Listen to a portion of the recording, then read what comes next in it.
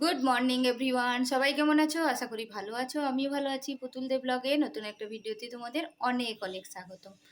তো কালকে খুব নেচে টেচে আনন্দ হয়ে বলেছিলাম যে আমি একটা হেল্পিং হ্যান্ড পেয়ে গেছি, কিন্তু এখনও পর্যন্ত 7:30 বাজে, এখনও আসেনি।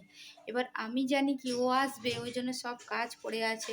আর আমি যখন ও ছিল না তখন ভাবতাম যে আমাকেই সব করতে হবে, ওই জন্য সকাল সকাল উঠে আমি আমার মতো করে কাজ স্টার্ট করে দিতাম।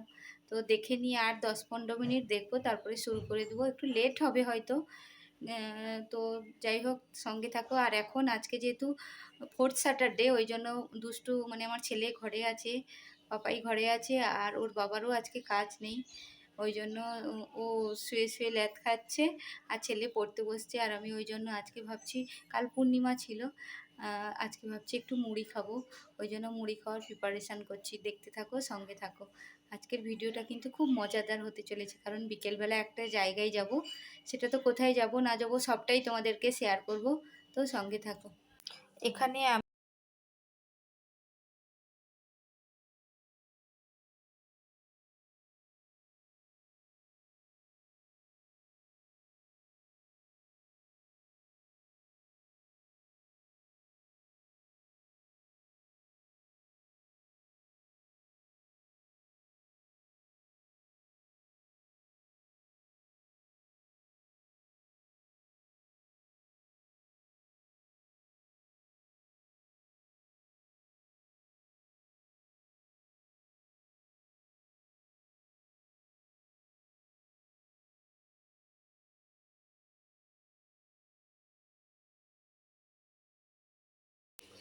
এই যে এসছেন এসছেন, এতক্ষণ পরে ওয়েট করে করে করে করে করে এলাম। আজকে দুজনে মেলা দেখতে যাব, ঠিক আছে?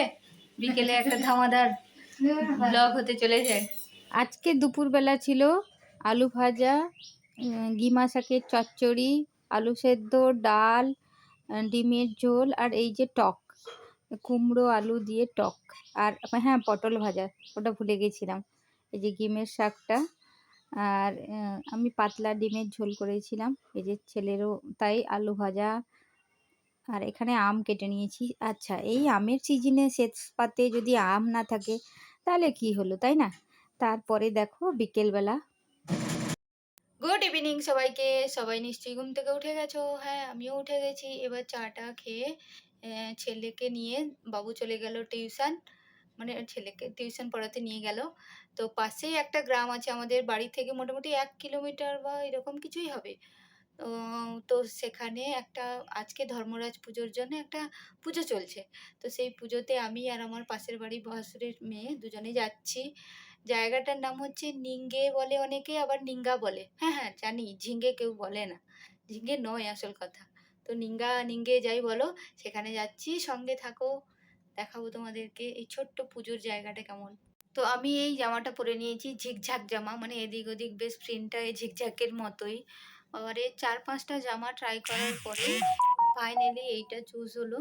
জামাগুলো না কি বলবো, দুঃখের কথা না আনন্দের কথা জানি না, আমার কাছে দুঃখের কথা। একটু টাইট লাগছে, আর এই গরমে একদম টাইট পরতে ইচ্ছে করছে না। টাইট লাগছে মানে আমি মোটা হয়ে গেছি, এটাই তো স্বাভাবিক। তো যাই হোক, জামাগুলোর কোনো ব্যবস্থা করতে হবে, নইলে আমার শরীরের ব্যবস্থা করতে হবে। তো সঙ্গে থাকো। হচ্ছে না ভালো জামাগুলো। এখন আমরা চললাম পুজোতে। এই যে রিনি, হাই। কি মেলা তোমাদেরকে দেখাবো, বিশাল মেলা। এই নিয়ে সকাল থেকে আমার বর আমাকে টিটকারি মারছে। মেলা বলো না, পুজো বলো, মেলা বলো না। মেলা কাকে বলে? আচ্ছা তোমরা কমেন্টে জানাও তো মেলা কাকে বলে। অনেক পার্টনার জমে গেছে। যখন বেরোলাম তারপরে স্কুল বাড়িতে এসে অনুরাধাদের সঙ্গে দেখা হয়ে গেল। এই যে বেলিদি, অনুরাধার বোন, পুষ্কিরানির কি নাম? অরুন্ধতী। চলো মেলাতে চলো সবাই। এই দেখো, একদম হাত দিয়ে, এই দেখো রোড থেকে এই হাইট। তারপরে এই মাঠের রাস্তাটাই যাচ্ছি।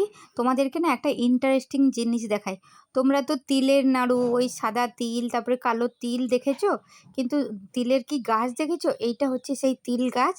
এই যে ছোট ছোট দানা, মানে ওই যে দানাগুলো থাকে ওগুলো এর ভেতরে থাকে।